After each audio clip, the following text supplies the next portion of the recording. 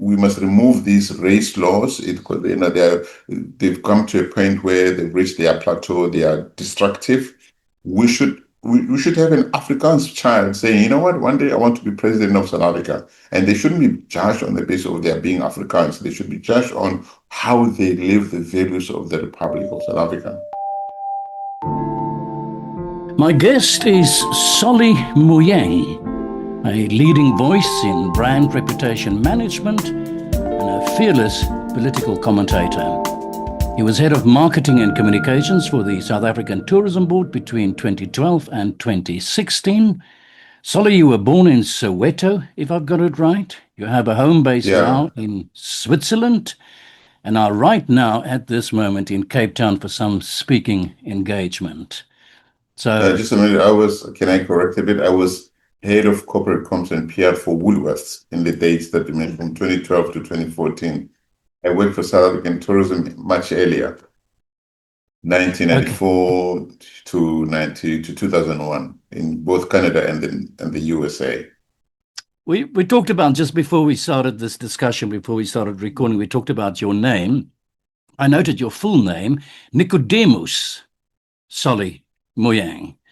If I understand it correctly, Nicodemus was a high-ranking Jewish leader from the Bible.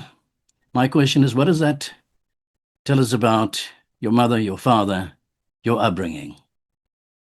I've spoken to so many people all my life, and nobody's ever called me by that name except officialdom when I wait for a passport or for at one of those places where you have to sit there and then you have somebody coming, hello, it's not a name that I go by. I took note of that. I thought it was quite interesting. But I gathered from that it probably means that you were brought up in a Christian home. I think that was the conclusion that I came to. I think my upbringing was a lot more complicated than that, because after my mother died, and I think other people, played a big role in my upbringing. I had not an official, but there's a French guy who was a diplomat in South Africa who kind of almost played the role of dad to me. He's the man who thanks to whom I ended up going to France, who bought me my first shaving blade and showed me how to use it, who brought classical music into my life, who brought literature into my life, who brought a lot of wisdom into my life. So he played a very big part in my teen years, as it were, exposing me, opening the world to me. He was a French diplomat. I must confess that while I'm listening to you, I can hear the French. I speak French. I can hear it. So you grew up with French. You grew up with French literature, French poetry. It's very close to you. It's very embedded in your identity. Yes, indeed. One of my kids are French. The mother we met. The mother at university in France, in Besançon. Yeah. And, do you mind if I then ask you? One of the questions. Sorry to interrupt you there. Would you mind if I then asked whether you grew up middle class or privileged? No, definitely not. Absolutely not. No. I grew up in a very poor, deep Kloof Soweto home. No, far from it. Unfortunately not. It was, the wealth is not material wealth. The wealth is experience, having lived, having traveled, met amazing people, being taken into the homes. My family, my broader family is not my biological family. It's all the people who've opened their homes for me over time. And they're not all Black South African, they're all colors, If I go to France, I feel like I belong. I've got families who knew me when I was 13 years old, 14, they still open their doors for me. They had to, over Christmas, they would be under the Christmas tree, there would be a present for Solly, left in little villages, places like Brive-la-Gaillarde. A few people go there, but the French will know what I'm talking about. Yeah. And these guys, they taught me, they brought the whole world into me. So I always say that France took me out of Soweto. I don't know how much of Soweto it's taken out of me, but it's broadened the world to me. Yeah. So the wealth comes from all the people that that have come into my life. I'm going to Canada later on because of the French, because they needed a South African who spoke French. to take care of the Canadian or the Quebec market. So Yeah. France has opened doors for me over time. I've just been living in Switzerland, in the French part of Switzerland, Yeah. because I La can speak French. It Gruyere or was not something like hard. that. La Gruyère. It's called La Gruyère. Yeah. Yeah.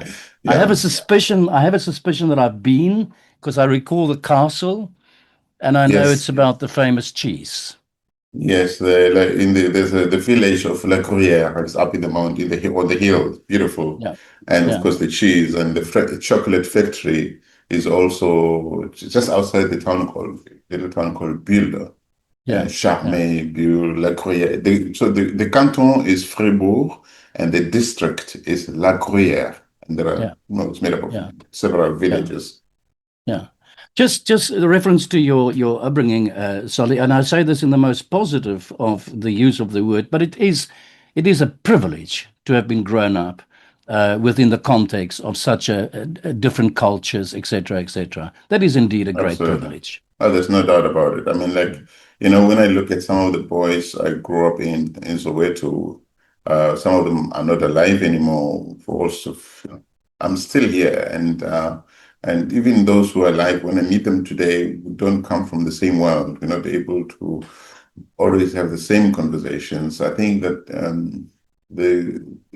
having encountered French and France in my young life really broadened my world. That's why I don't believe in this notion of racial superiority. I think humans are humans are humans are humans. And in all human groups, there are bad people, really bad people, have been really good people. Yeah. And that's not determined by the skin color. Everything is determined by how people were brought up, their Yeah. education, socialization. Many people grew up in cultural silos, if you want, where Yeah. we say silly things, preconceived things about other people, and nobody corrects us. Nobody says, no, you can't say that. So suddenly one day we end up in the broader world where we encounter people that we've been Yeah. saying stuff about, stuff that we thought were okay, were correct, but those things were based on misconceptions and wrong Yeah. information. And suddenly you realize that people are people are people, no matter what. Yeah. Yeah. Yeah. They may pretend they are not, but people are just people. Human beings are just human beings. It's the skin color and the culture, the socialization that puts us apart. Yeah. Yeah. I tend to say We to people all that we all have potential to be amazing people. I yeah. really truly believe Yeah. that. I absolutely agree with you. I have absolutely no doubt not to agree with you. Let's talk about the South African context now, that part of your upbringing. My Right. question really is, when did you, just to get to know you a little bit, when did you, for the first time, as a young man growing up, become conscious of this thing called apartheid? And what did it mean to you, and how did it impact your life? So my mother died in 1975. I Hmm. was 8 years old. The next year, 76, that's when we have the big, riots in Soweto Soweto uprising. and eventually across the country. I was 9 years old when that happened. 8, 9, going to be 9, not yet 9, but I was going to be 9. So I remember that we were youngsters throwing, bottles, breaking in municipal offices. I didn't understand why we're doing it. We're just angry at the government. We're just Yeah. doing what other youngsters were doing. I remember my dad had instructed us to stay at home. I was out there.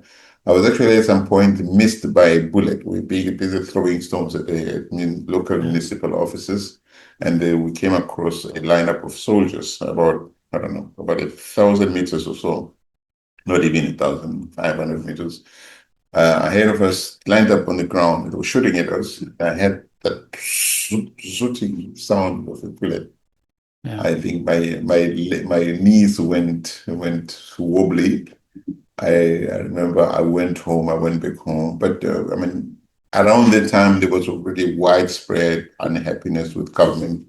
But I would be lying to say I understood exactly what those things. Over time, of course, I think more in the 80s, in my teens, in my 80s, in the 80s, I got to understand that what it was all about. You and I think I'm much older than you. Yes, I am indeed. In 76, I was already post-matric. But we grew up in the same country, but we grew up in different Yeah, worlds. And right. I was wondering how did you look at, given the context of apartheid and given the context of suddenly the stone throwing that's happening and the bullets that's flying and the Soweto uprising and so on, how did you view white people in South Mhm. Africa at the time? I think initially what apartheid did well, and well, is that it said to the black person you are inferior. It said to the white Mm, person you are superior, right? So you grew up with this idea that white people cannot be wrong, or they are mm, superior, they're more intelligent, they can't even be crippled, like handicapped physically. When I first went to France and I saw a white person like crippled, I was like, no, there's not something wrong possible. Yeah, here. yeah. Yeah, when I remember seeing for the first time a white lady, I think a shop owner in France. Um, I was in my mid-teens, cleaning, washing her own shop window. And I said, wait a minute, there's something wrong here. Where are the Yeah, blacks? yeah, yeah. Because you grow up in a world where you think blacks have one side and white people have one side. But I think the French came into my life fairly early. As I said, I mean, when the first time I met the French, I was around 15, 14, so 13, 14. And they started inviting me and others to their homes. It wasn't just Pierre, others, the directors of Alliance Française used to contravene the apartheid laws that said, you can't invite black people to come and have a party at a place. I remember this one guy had a swimming pool. He had a jeep. He'd bring a whole 10 of us come and swim at Yeah. my home. And I think the French really helped break the racial barriers for me and for others. When I first had a white friend, a white South African friend, was at university at Wits, and the guy, unfortunately, I've tried to find this guy. I don't know where to look for. Afrikaans guy, Gary, and we're doing international relations. We both in the international relations course. I remember once we went to look at our results. They look at tested during the year, and this tall white guy was standing next to me. And then he like, students, like, where's your mark? And I showed him mine was better than his, and he was like, what? But in a very like, you're black, you can't have a better mark than me. But Yeah. miraculously, we became friends. But he made one thing clear. He said, I can never invite you to my home. My parents would never accept that. So we became friends on campus, but I've never been to his home. Yeah. And he came from a very conservative family, nice, shy, tall Afrikaans guy. And then we went to the army. While we were still at first, he went to the army. And he used to send me pictures of himself, and he used to tell me how he hated being there, but he had no choice. He had to be there. So it's a world of contradictions. So that we make assumptions that everybody just wanted to go there and be trained and Yeah. kill black people. But a lot Yeah. of white guys were youngsters. They didn't understand. They were told that they were fighting against, so Red Khafar and Roy Khafar, and they were protecting country. Of course, some of them probably did it with pride because, like, you want to belong when you are young. You want to be macho. I think many others. Hence, you had the anti-conscription campaigners and others who didn't want to be part of the army for whatever reason. So I think that the history that we have is a lot more nuanced and we don't want to listen to those stories. There are many men, white men, who are now in their maybe late 50s, 60s, or who went to the army, who are traumatized by the experiences, but nobody wants to listen Mm. to their story because their pain is not more important, than other pains. And that's the problem that we have as humans, as South Africans. We think that our pain as a group is more important than other people's pain. There are still many colored people who still think they were not white enough during apartheid. Now they're not black enough. There are still Afrikaans people who talk about what the British did to them, the concentration camps. So there are all sorts of pillars of pain in South Africa, of historic pain. There is not one group that owns all the pain, no matter how much you want to hold onto your historic pain. The truth is, there's too much trauma, historic trauma, post-apartheid era, colonial era, but also post-apartheid era in South Africa that we have to be able to articulate and to listen to. We don't do that enough. I know I'm giving you a long answer to a simple question. No, I mean, I became aware. Yeah. Yeah, I look at, in short, look, the French really opened up, exposed me to another world. I get the feeling that you understand that we are all black, white, whatever color we are, whatever culture we come from, that we are all inherently, absolutely products of our history. And that within that is perhaps the sense of forgiveness that I sense in what you're saying to me. Yeah, I think it's histories and history. So there's group histories. The Africans will tell you their story. Maybe the Zulus, the Xhosas will tell their story. The Africans, the colors will tell their stories. The blacks will tell their stories. The whites will tell their story. The English will tell their story. But there's also the South African history. So it's a very complex set of histories. And I think that what we need is a bit more empathy, and a bit more willingness, but also we need the kind of leaders who appreciate that complexity. A lot of times we have, especially in the political field, where people who just want to come in there and exploit the pains, for as if it's because it is for political currency for them, right? But to lead a country like South Africa, I think you need individuals who have high levels of emotional intelligence and balance, maturity, who are visionary, who understand empathy, who understand also that we don't live in a world where winners must take all. It's not sustainable. Well, I know and I understand that we are now 30 years post-apartheid. I also know that a lot of the people that view this program and will view this program gets exceptionally angry at me when I say I think it's important for us to be conscious of our history and it's important for us to revisit our history. And this kind of discussion that you and I are having right now, I don't think that we've had enough of that yet in South Africa. Do you agree with me? I think what we need to do more of is to climb one another's heels so we can see the world from the perspective of the other. And then we can understand their pains, their fears, their aspirations. Because it's easy to judge you if I don't see what you see, right? It could be in a couple, you're in a couple relationship and maybe one day you say something and the other person just screams like, what? I'm just joking. You are joking, but you don't know what wounds you've opened from their past, right? So how do we learn the art of seeing the world from the perspective? You don't have to agree with one another on everything because that's impossible. But we can understand why this person is reacting this way because they have their own woundedness, because we all have our own woundedness. How did you, as a young man, experience freedom when it finally came? What did you understand out of that? Was it a sense of victory, or was it a sense of finally we have the opportunity of building something together? How did you understand freedom? I think it was a release more than. So, I mean, look, I speak a lot about the French, or maybe not too much, but I remember the one experience I had. I was a youngster. A French couple wanted to take me to have a dinner, a lunch at a restaurant in Pretoria. I was young, probably about 16 or something. These are deep French diplomats. They take me to a restaurant in Pretoria, and they were told, "Sorry, you can't come in because you're with this black boy."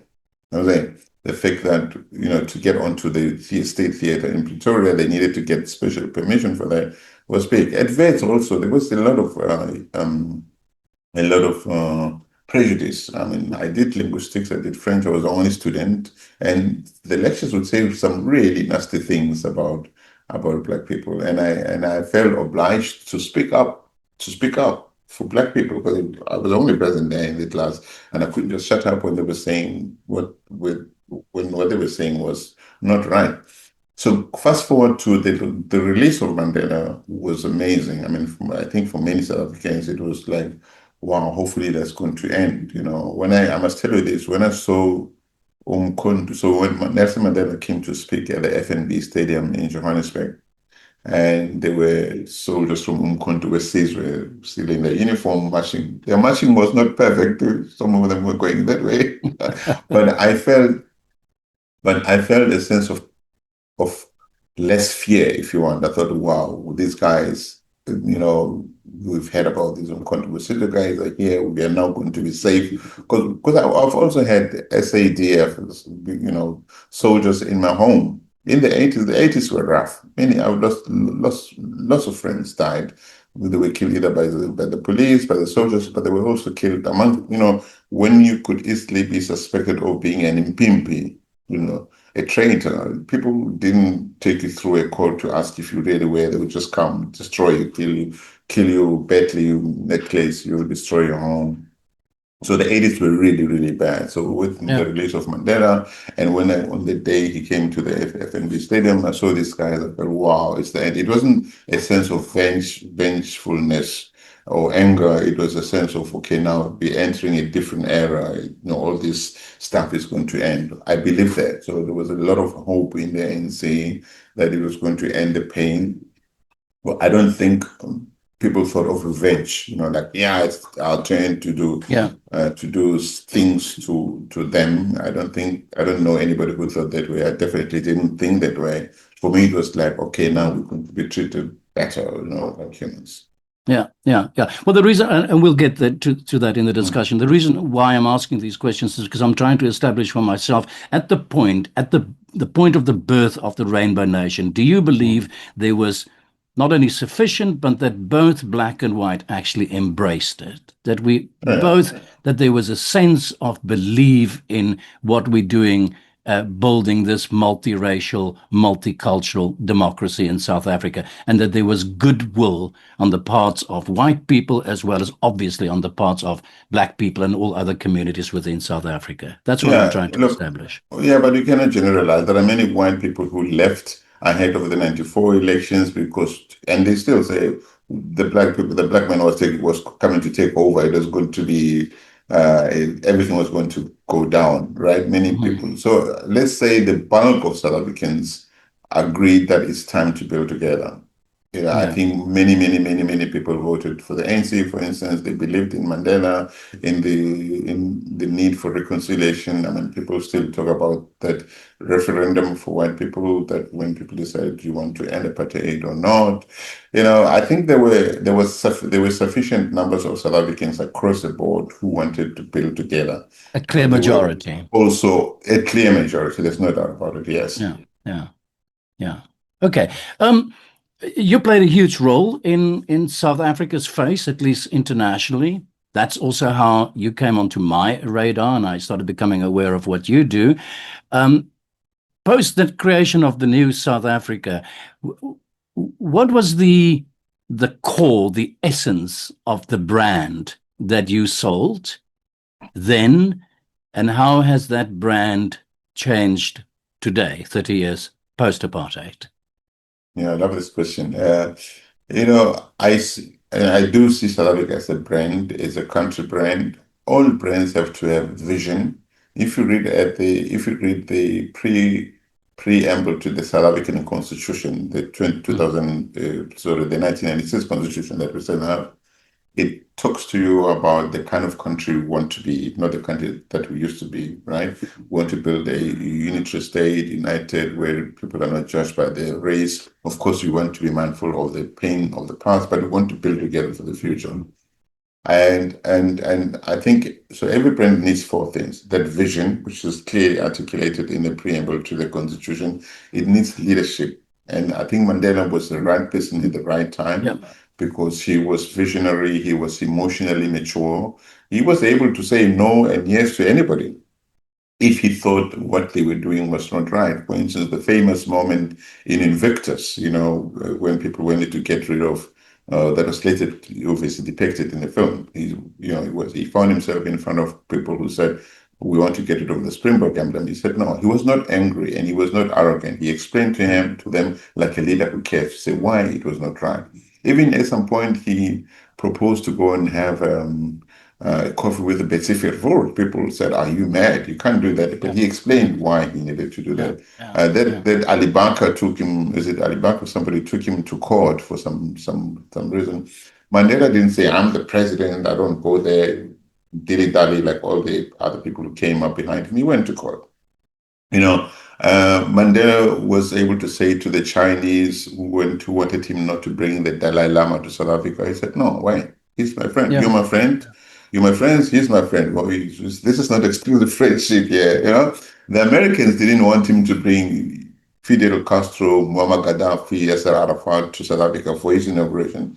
He brought they downgraded their attendance to his inauguration. So Mandela had big bone. Whether you agree with the staff or not is a different thing. But he's a leader who said, "This is what I stand for." He was able to correct. He was able to explain things. But I think he understood that to lead a country as troubled as South Africa was, because it was just the end of apartheid. Black aspirations were very high, white fears were very high.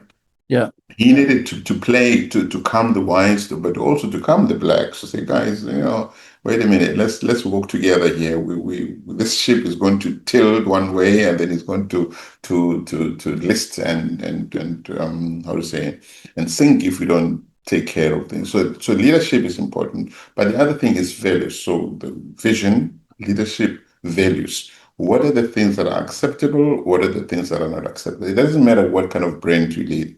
But now, if you look at what's happening with the criminal justice system, over time, we've seen people who committed crime, but because they are part of the political elite, they don't get, arrested and prosecuted. Many of them are still walking the corridors of power as I speak to you. I mean, just during COVID, the Minister of Health, when everybody was stopped from working, movement restrictions were high, lots of small businesses suffered. The health minister was accused of stealing 150 million rands. That man is in parliament as I speak to you. He's a lawmaker. I mean, and he's not the only one. There are many others, lawbreakers who've been turned into lawmakers. How do you expect, what kind of laws do you expect lawbreakers to make? They're only just there to take care of themselves. So suddenly South Africa has been turned into this Orwellian animal farm where the law applies to some people and not to others. It's bad. The fourth thing, we talk about leadership, vision, values, but we also must talk about the fact that no brand exists on an island of its own. South Africa is part of SADC, it's part of Africa, it's part of what we call the global south, it's part of the world. So what posture do we take on important world issues? What informs that posture? I mean, the ANC is being accused of taking decisions that are just ANC. The ANC is being accused of having taken money from Iran. Iran is using the ANC. Iran is not being accused of contributing to South African national coffers. It's being accused of paying the ANC to take the stance it took on Israel. Whether or not it's the right stance or not, it's not what I'm talking about. I'm talking about is that we suddenly have leaders that don't understand that there's a legacy that comes with leading a country as great as South Africa. And if you take it for granted, if you don't respect that, you're just there for a period, your time is going to end. It's a pity. The ANC, I think for many years, considers itself to be more important than South Africa. But for a long time now, what is good for South Africa is not good for the ANC. What's good for the ANC is not good for South Africa. So we're not that respected country anymore. Only people it's ideological stuff. Of course, now we live in a world where everybody's right, everybody's wrong. It depends whom you support, you don't support. But the truth at the core, the people of South Africa are hurting because they don't have the kind of leadership that holds this country together no matter what. It's all about their own political expediency, and that is very sad. Let's go back for a moment to those magic Nelson Mandela moments. I can recall Mandela with Francois Pienaar at Ellis Park, the tremendous sense of aspiration and realizing our dreams and beginning to shape that whole thing that we called at the time the Rainbow Nation. I guess my question would be, can we ever, again, and you're a man who's in the world of brands and developing brands, can we ever recreate that brand again? I think Yes, but there are many impediments to that, unfortunately. I think we need to have a conversation about the democratic institutions that were created after apartheid. For instance, just take the presidency. There's too much power in the presidency. The president has power to appoint heads of very key institutions, including the National Director of Public Prosecutions. Now, he just said to everybody, "Well, I'm going to do it." Boom. In terms of the Constitution, only the president can establish commissions of inquiry and determine the terms of reference thereof. It's wrong. So I could go on and on. The fact is, and people who were there at the time say that when the constitution was being developed, people thought of Mandela and they didn't think that of who could come up after Mandela, who might not have the same wisdom, right? And we've seen presidents come, the messed up things. So we need to talk about creating democratic institutions that are stronger, that will not be vulnerable to abuse, as many have been over time. We need to, but we also need the kind of strong checks and balances. For a country as diverse as South Africa, I don't think we need one party dominance. I was very happy when I lived in Switzerland. I didn't just live there. I studied the Swiss political system, how it works, that the president is only president for 12 months. They no powers except symbolic. I think the fact that in South Africa, the president is a deployee of a political party is a problem, right? Because the party tells him or her, this is what you're going to do. If you don't, we kick you out, you know? So the president, so South Africa doesn't come first, the party comes first. I think that we as South Africans should look at the past 31 years and say to ourselves, what are the things that brought us to where we are? What kind of checks and balances, what kind of institutional strengthening do we put in place to make sure these things, no matter who comes into these systems, these systems, they go rogue on us, they don't last in the system. The system must be able to kick him out within, before they do a lot of damage. But right now they are untouchable. They are totally untouchable. There's too much power in the presidency, as I say, and the whole thing of parliamentarians. Sometimes they call themselves public representatives. They are not public representatives. We know that they are party representatives. You and I, as voters, we don't mean anything to them, right? They will vote on important issues on the basis of what their party bosses tell them to do, not on the basis of what South African voters, constituencies tell them to do. So I think that we need to strengthen the hand of the people, the elected, especially the registered voters. We need to strengthen their hand in our democracy, but we also need higher levels of civic education, not just academic education. We tend to assume that when somebody has a PhD or an MBA or an engineering degree, they will be a good leader. We know it's not true. The people have to be taught to understand public good. What's public good? A lot of people who've participated, who have enabled or aided and abetted and benefited from corruption over the years are very, very highly educated South Africans. So we need people to understand why it's important to work for the collective. You did a good job. We don't have that. I think there's a lot of work to be done in South Africa to make people realize that we share this world. It's like an ecosystem. If one part of the ecosystem suffers, it's a matter of time before the pain goes to other parts of the ecosystem. We need those kind of people who have to articulate, who are able, and leader at the top who's able to articulate for the collective, not for a political party, not for a race group, not for a gender group, but to always put South Africa ahead of all else. We don't have those leaders. We need to change that. Times change quickly, Solly. The kids here in Europe, in Amsterdam, don't even know anymore who's Nelson Mandela today. If you ask a kid on the street who's Nelson Mandela, the name doesn't exist anymore. Even adults. Yeah, and the ideals of the idea of this multicultural rainbow nation seem to be in huge trouble. The question I'm trying to formulate is, where are we in terms of the big scheme of things? Is that rainbow nation, multiracial democracy still a workable idea? Or are there large components of our society who have said, well, bugger this is not working. We have to find other ways? Yeah, I think one could say in some way that the center is no longer holding. It's no longer holding as strongly as it did, say, when Mandela was around, or maybe in the early years of Mbeki. And that's a problem. So you started, I mean, let's continue with the theme of considering South Africa as a brand. So if the leadership of the brand is not able to set the tone from the front and to be consistent, whether it's a company, a church group, a community group, a club, then the whole thing, the center doesn't hold anymore. This fragmentation. I think South Africa needs the kind of leaders who understand that we all belong, not leaders who think, one group must dominate, or this country belongs to the blacks and everybody else is just a settler or a visitor or whatever.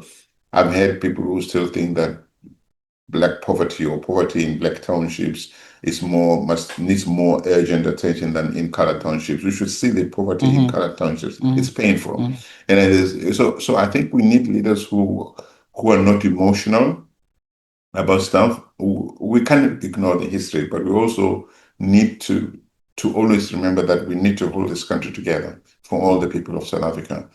Anybody who leads this country, doesn't matter whether they're gay, straight, or Christian or Muslim, they adhere to the constitution and to the values that put us all together.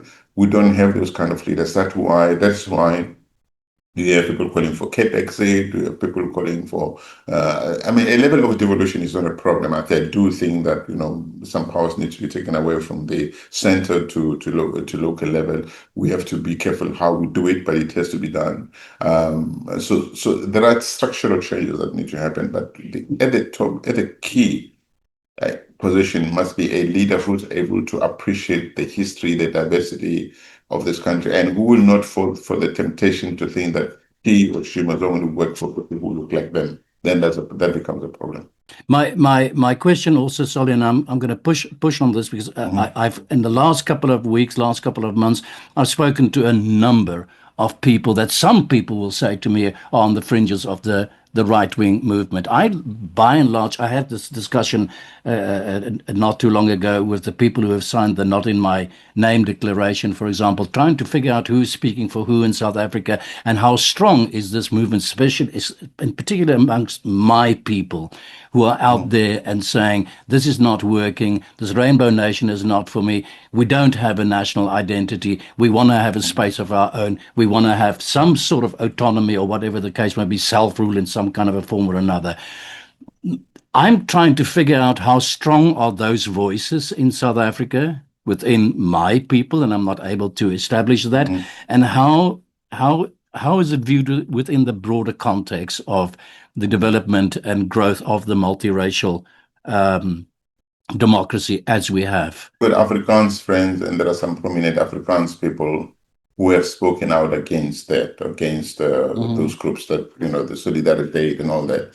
So they cannot reasonably claim that they represent all Afrikaans people. I've worked, the ANC cannot claim to represent all black people. The PA cannot claim to represent all colored people, or even the colored party, etc., etc.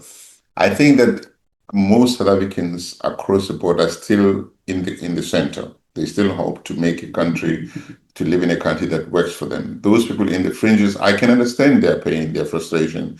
I can understand also their frustration when they say, well, we've been knocking on the president's door. The president doesn't want to talk to us. And I think it's silly, it's childish for a president not to want to talk to anybody.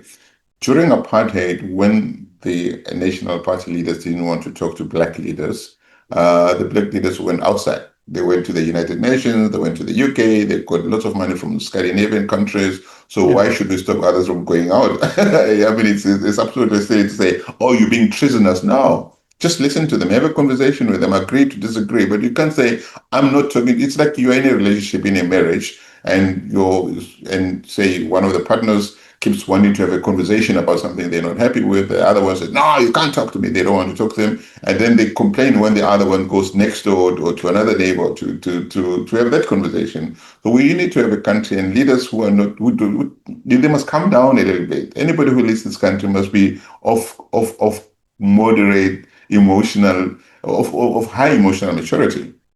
They must understand that no, we're not always going to agree. I mean, when Afrikaners or even colored people say we Yeah. are not, we feel that we're being excluded, you must talk to them. So those people, those groups exist.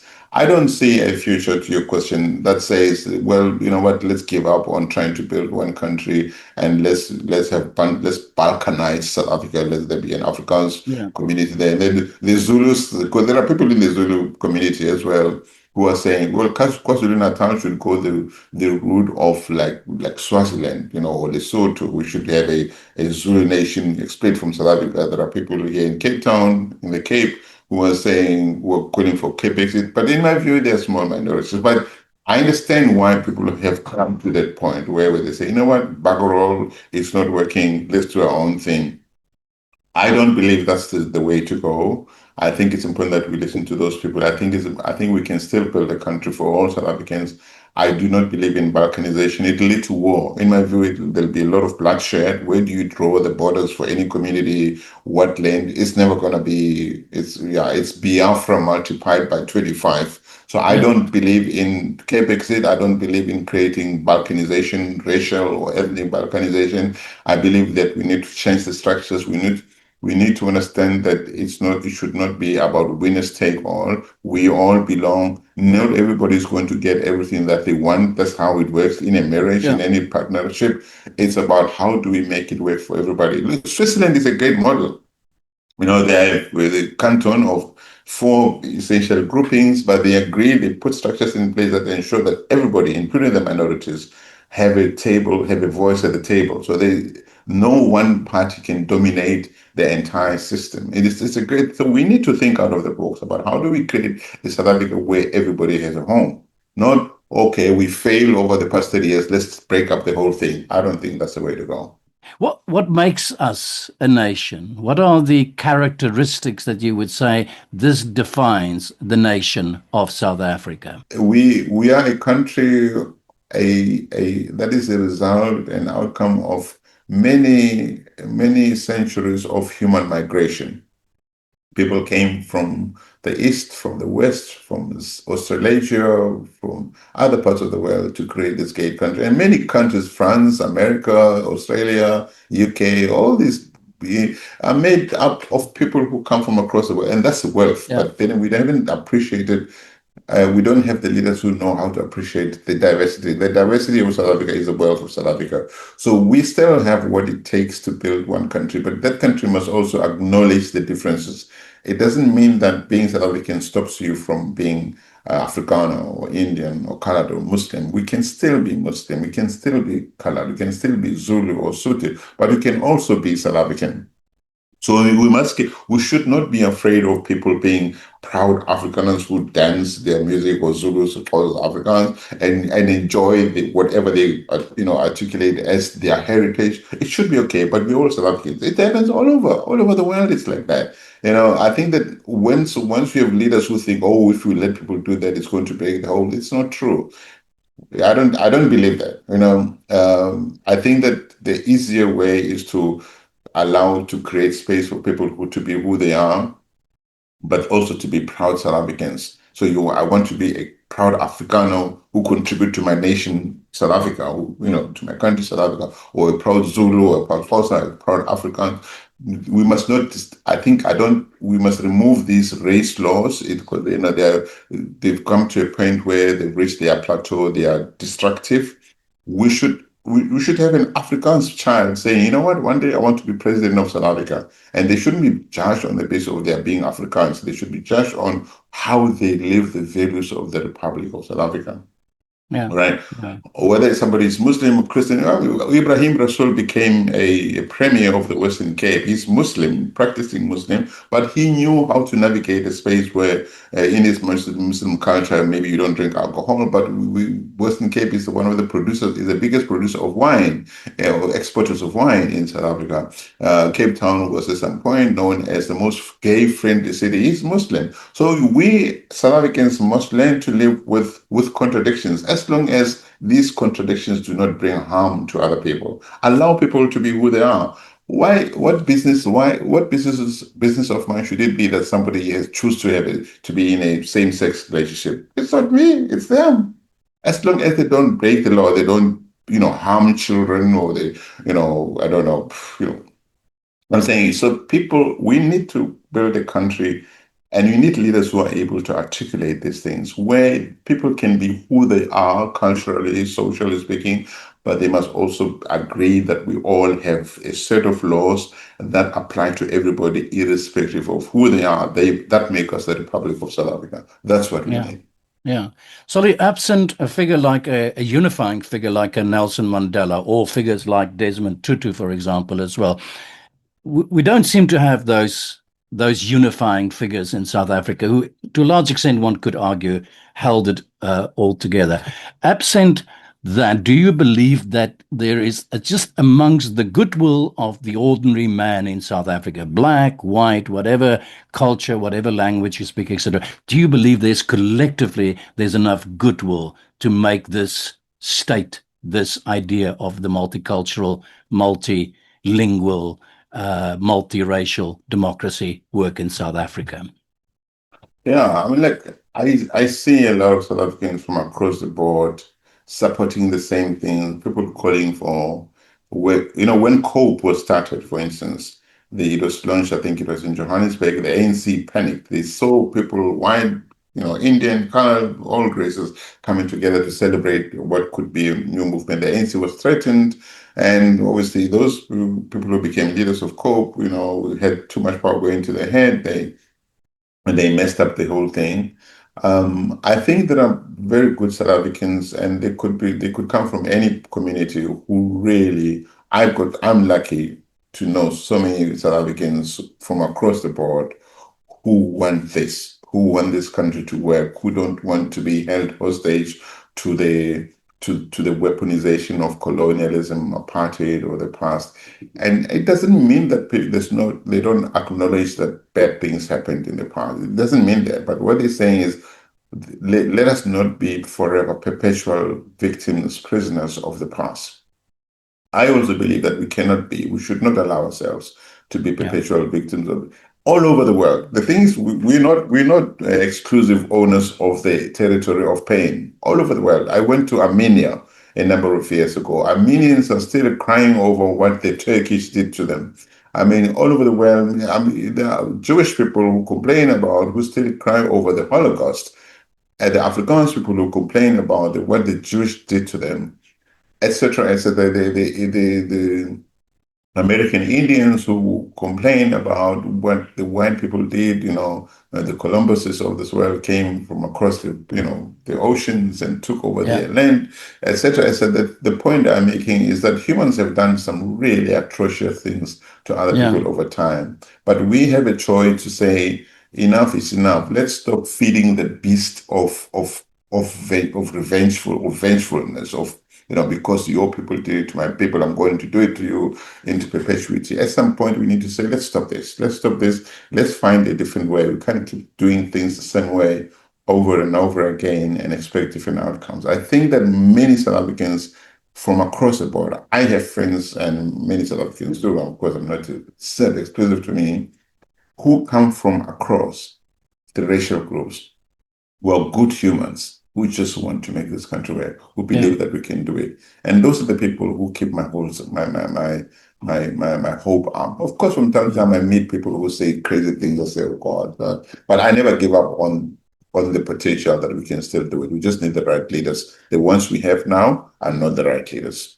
Yeah, we're going to run through a couple of questions. Ramaphosa has just condemned the United States for the capture of Maduro.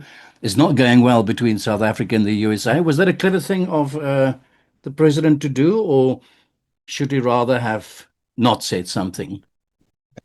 I think he should have spoken to his friends, Vladimir Putin or Xi Jinping, to say, guys, come on, you guys, we need a bit of a cooling down here vis-a-vis Trump. You push this, let's not do it. But in terms of, I think the timing was, well, given the climate, the overall climate relations between South Africa and America, I think it was probably clumsy to do that. But at the same time, some people would probably accuse Ramaphosa of being inconsistent. Well, he is inconsistent anyway. He didn't say the same thing about Putin going into Ukraine. It's all about interest, but I think the ANC's interests are not always South African interests, unfortunately. I mean, we should also have a conversation about the kind of leadership Maduro has been, the fact that he was rightly accused of stealing elections in his own country. I think we must also talk about those things. But again, the interests of the ANC-led South Africa are on the side of people like those. So they would. It's not surprising that they did, but it's surprising that they didn't seem to care what the consequences are, because we can't have our cake and eat it. I think Trump has 3 more years in power. We should find a way. I don't think South Africa should kneel and kiss the ring. I don't think so at all. But I do think that we should not go out and poke the bear all the time. I think poke the bear is probably the right terminology to use here. But my question is, though, isn't the real truth about Donald Trump not really America's position at the end of the day in terms of the global stage? Is it not true that perhaps Trump does not care that much about the Afrikaner, but it's rather about punishing the African National Congress for not towing the line that America dictates? Is it not true that Trump It's is possible. perhaps, if I may say so, punishing South Africa because South Africa took Israel to the International Court of Justice? Mm. Yeah, I mean, I've people saying, but he's not going after South Africa. He's going after the ANC. But Trump doesn't mention the ANC. When it comes to Iran, he mentions the mullahs, the guys who are in power, who control it. When it comes to South Africa, he says South Africa. He doesn't say the ANC. I think that it would be a different thing if it was clear he was going after the ANC. But he's going after South Africa. It's a collective punishment. When taking away AGOA, or South Africa order for Goa. I'm not saying that it was owed to us. I'm not saying that, but I'm saying that in everything that he says South Africa. He doesn't say the ANC. I've never had the Trump mention the ANC, so it creates a bit of confusion in some quarters. So therefore, but the result of it all is that then South Africans rally around South Africa, and South Africans of all colors, okay, rally to protect South Africa from Trump. So if I wonder what their posture would be if it was very clear that Trump was going after the ANC. But right now he's not. He's never mentioned it. I've never at least heard him say ANC. He says South Africa. So it's normal that then suddenly there's going to be this misplaced sense of patriotism by South Africans to protect South Africans. They don't. I don't think South Africans are saying let's protect our ANC against Trump. Let's protect our South Africa against Trump. So maybe Trump needs to be clear: is he going after our country or is he going after the ANC? I think some of South Africans will feel entitled to defend the ANC. Not all South Africans will feel entitled to defend the ANC, but they will feel entitled to defend South Africa. Yeah. You know, I take your bet that if we want to, we can spend an hour nonstop dishing the ANC. I have no doubt about that. There's a lot of reason, and I could certainly go along with that. But the question in my head, though, is that does the ANC not have a profoundly deep moral obligation to the people of Palestine, for example?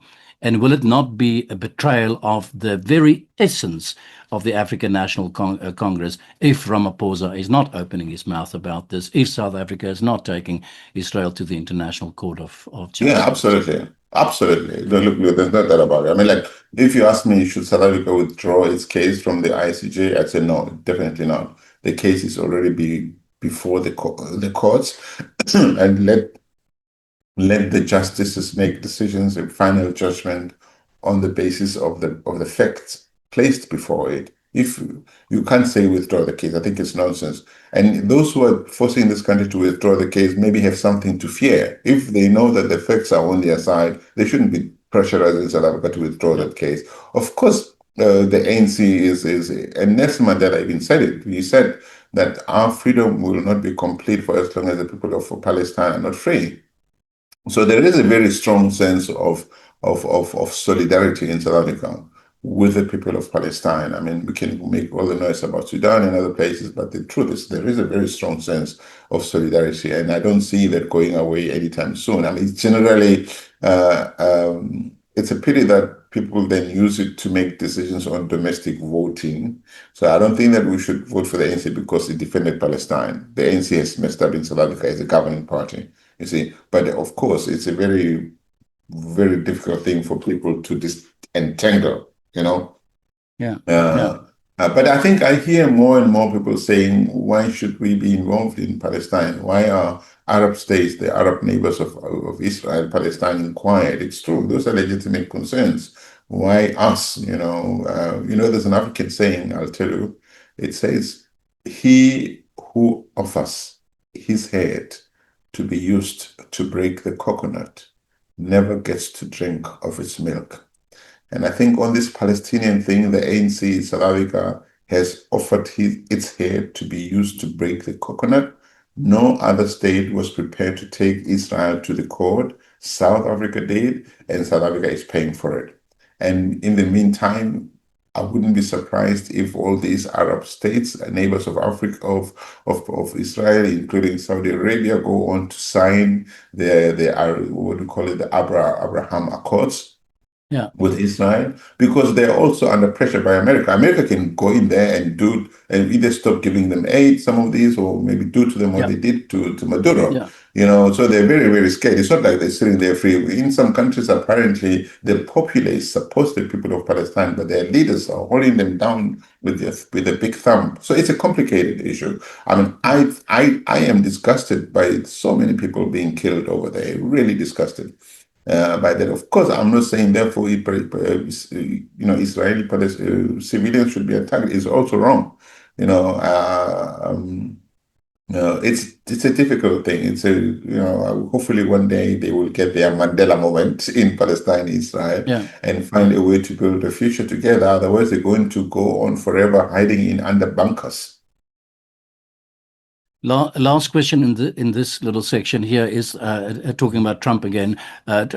Isn't Trump also just, in terms of South Africa, and South Africa is part of BRICS, isn't he just fighting for the dollar? And isn't it true that South Africa is justifiable? It's not that dumb to be part of BRICS, since BRICS will by 2050 be the dominant grouping representing the biggest wealth of the entire world. Doesn't it make sense for us to be part of BRICS? Yeah, I think it makes economic sense. I think that, and what Trump is doing, not only to South Africa, to Africa, to the rest of the world, is that we need to learn to be transactional, leave emotions out of foreign policy and foreign trade. We also should not have all our eggs in one basket. I mean, when you have another Trump coming in doing this, then you end up being in a place you don't want to be in. I think the whole world is fragmentizing. We went to bipolar, to minipolar, monopolar, with America dominating, and now Russia, China, now the whole grouping in the BRICS, which is growing. We've seen more states joining the BRICS, and we've even had people saying, "Hey, let's de-dollarize." America is afraid of that. At least Trump is afraid of that. Whether or not it's going to happen, we don't know. But America is fighting for its territory. I mean, Trump, what I like about him is that he's very direct. He says, look, we want to control our sphere. We want to control the Western hemisphere. We want to control all the resources in our neighborhood, including Maduro or maybe other parts of South America. He's very clear. We want the resources in Greenland. He's not hiding these things. And of course, Russia is in a difficult space now. China is going there. Who knows? China might go into Taiwan and take Taiwan. Who can tell it? Nobody can, on a moral high ground, tell China not to go to Taiwan. Well, I hope it doesn't happen, but it might happen. Maybe some people hope it happens, and then what happens? So the international rules, as we've known them, the Vienna Convention is being torn apart every day, being thrown into the sea. So we need to start again. All of these institutions, the Bretton Woods institutions, the United Nations, the United Nations Security Council, the veto right, all of these institutions no longer speak to the reality of today. So the whole world needs to come together with calm voices and or attitudes to say, okay, let's rewrite. Just like South Africa at the national level, we need to look at the institutions we created after the end of apartheid. Some of those all of those institutions have proven to be vulnerable to abuse, repurposing to suit the aims of criminals. The whole world now, we cannot trust the International Court of Justice. We have America now going after the ICC because the ICC has designated Benjamin Netanyahu as a criminal. Now they're going after the prosecutors there. Come on. Yeah. Now so you have laws that apply to some people, not to other people. It's not good. You cannot expect the whole world to forever keep quiet. You can't. So the disintegration, the multipolarization will continue to happen until hopefully we get to a point where we say, hey, let's stop, let's get into a room, let's have a conversation. You can't have one President Trump telling one party, one country not to go for denying a visa to attend the United Nations Security Affairs General Assembly in New York. It shouldn't be there. Maybe then they should move the whole thing to Geneva. So there's got to be a platform where all countries, irrespective of what their views are, can get together and have a conversation. Okay, but when you have one country thinking they can just go around and bulldoze everybody, then there's a problem, and there is a problem. Yeah. Well, it was Vladimir Putin who said that multilateralism is simply a part of an evolution. It's unstoppable. And it's no longer in full swing. It's happened already to a large extent. I want to move on to the last segment of our discussion here, Solly. Thank you very much for all this time you're giving me. South Africa's economy remains deeply precarious, with youth unemployment hovering over around about 60% for those aged 15 to 24, over 60% of the population grappling with poverty, 60% grappling with poverty, and as many as 15 to 16 million people. And I want to say that over and over and over again, and I'm saying it on a lot of my podcasts, as many as 15 to 16 million people are facing inadequate access to food every single day as you and I are sitting and talking here. My question is a very simple one. Why is that not our focus? Why is that not a national emergency in South Africa? Because the people who are running the country don't feel the pain. Their taps continue to provide them with water. Their toilets are running. They have security around them. They drive around. They get driven around in convoys. They travel all over the world. They stay in first-class hotels. They fly first class. They are not hungry. Their people are not hungry. So why should they care? And that is a problem. It's a systemic problem. This country has had resources before. I think if we pull our mind together, we can still make this country work for everybody. It's not working. But the thing is, you see with human beings, if we give too much power to the same group of people for too long, and you don't create strong rules around that, you end up with what we have in South Africa. That's why, and I will always say, just like you will always mention that in your podcast, I will always mention that we need a serious institutional reform in South Africa.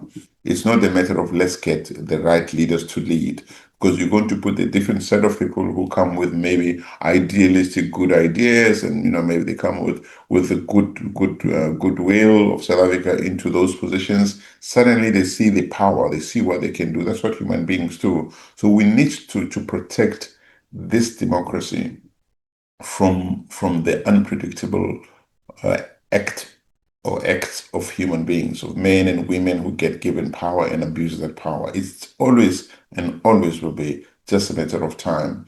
We don't have the right people in the right positions to say, let's change things so that this never happens again. So those people at the top are happy. Yes, they have electricity, they have water, they have food, they have security. Their children go maybe overseas schools and universities. Their healthcare system, they don't go to public health systems. So why should they care? And that's a problem. Yeah. There's a lot of talk amongst people in South Africa. Let's unleash the power of the free market. In principle, I understand that, and I'm not an economist, but my common sense tells me that it makes sense to do so. However, the World Bank and the IMF foresee for South Africa a less than a 1.5% growth rate, at least up and until the next election. Add to that both the World Bank and the IMF, and I think South Africa's own economist will tell you that South Africa would need a sustained economic growth of at least around 6 to 8% annually over at least a period of 15 to 20 years to significantly dent poverty and bring unemployment down to an international accepted 14% or whatever the level might be. Mike, I don't want to end on a kind of a doom scenario, a dark scenario.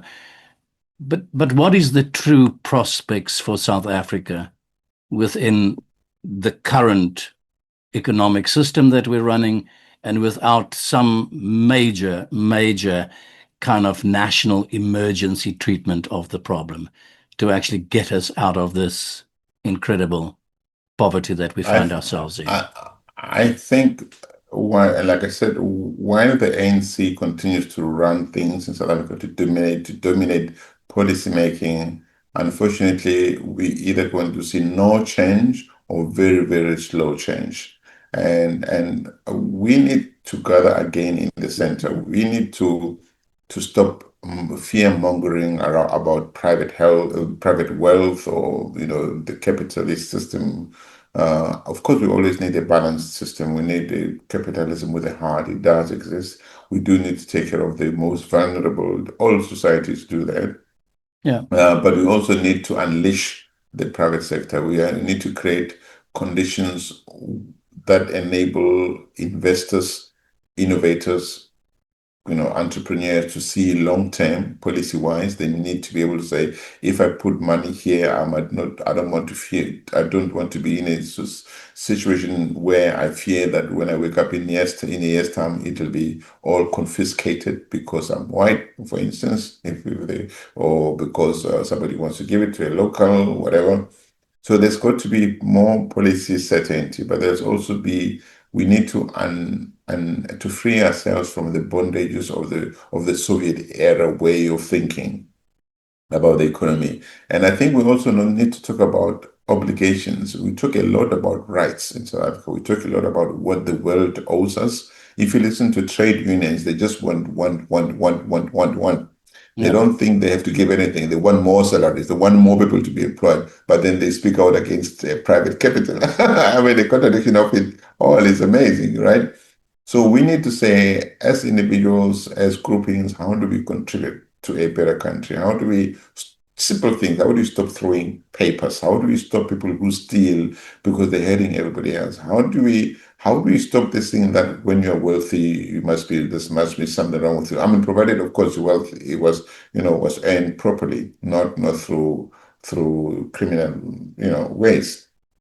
Because we have a tax system, a progressive tax system that says the more you earn, the more you pay, which is many countries have that. So let people make money, get filthy rich, but tax them fairly. Don't steal the money. Yeah, the money gets stolen. There's also people who are politically corrected. In the past, we've seen being enabled not to pay their taxes, to dodge the system. Even the banks have played a part. It's not just the ANC. The Guptas were here. Other people have managed to transfer millions and millions. But others are not able to transfer 10,000 rands across the border without the bank saying, hey, you need to fill up a form here. What's going on here? So it seems like even the audit industry has enabled a lot of corruption to happen. They should have seen stuff at SAA and other state-owned enterprises that they should have flagged. They didn't, because they want to be retained, and the whole mixing up of audit services and advisory services is wrong. So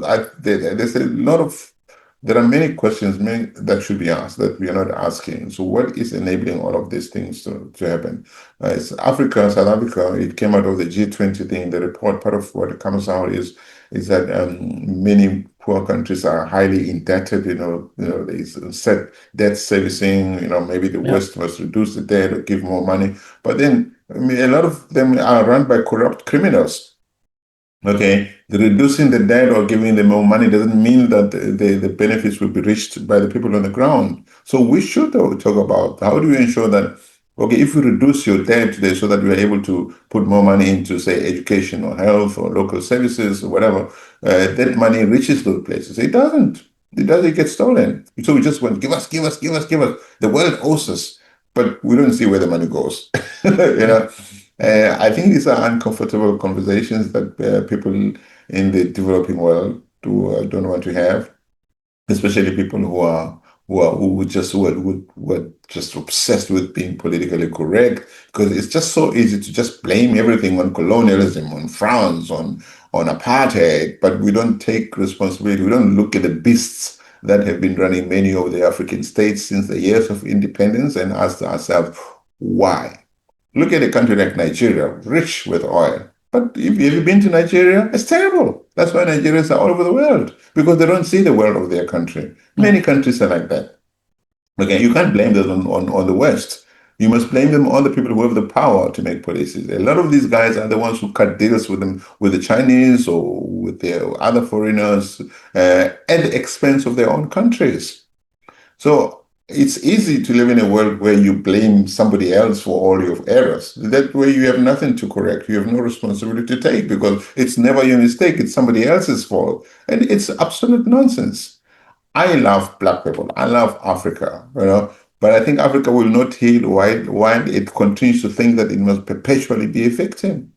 A victim thanks to the people who lead many of the African countries who cut deals for themselves at the expense of their own people. The people of Africa must rise. They must rise up and demand a better deal from the people who lead their countries. Better respect for rights, for basic human rights. Yeah. We don't have that. We cry when it's others who seem to be messing up. When our own people mess up, well, we protect them. Yeah. I mean, we have to have serious conversations about how we need to look into the mirror and acknowledge what we see in the mirror and deal with it. Otherwise, crying victim forever is not going to help us. It's not. Here is my last question to you. Now I talk to Mr. Brand, the man who represented our brand to the rest of the world. What is our greatest, do you think, asset in South Diversity. Africa? What is it that can sustain us, hold us, help us to realize our dreams? I think the diversity of the South African population is its biggest untapped wealth. And the reason I'm saying this is that you see that if you have say a team, whether it's in a company, an NGO, and they all think the same, say they're all Muslim men or they're all Muslim women or all white blonde ladies or black, they're not going to give you the wealth of outcome, of collective outcome that you would get from a diverse people. South Africa, we have a beautiful country, natural beauty in South Africa. I mean, this is an amazing country. There's no doubt about it. There are people, most of whom are white, it's true, who care about endangered species of flora, okay, or fish or stuff. We want those people because we have, for instance, in the Cape, we're sitting on one of the world's most important floristic kingdoms, the smallest but the most diverse. You need people who go up in those mountains and say, hey, this system, this flora, because they understand the whole role of ecosystems. There are people who fight over the baboons, too many baboons, let's kill them. I said, no, they belong here. How do we create some kind of coexistence? So South Africa, and I mean, in all groupings, there are people who contribute, all contribute to this big ecosystem called South Africa in different ways because we're interested in different things, and that's absolutely fine. We shouldn't be scared of that. What we need is a kind of leadership and a kind of system that enables all those, avenues of contribution into the pot that we share, the ecosystem that we share, to continue to be wealthy.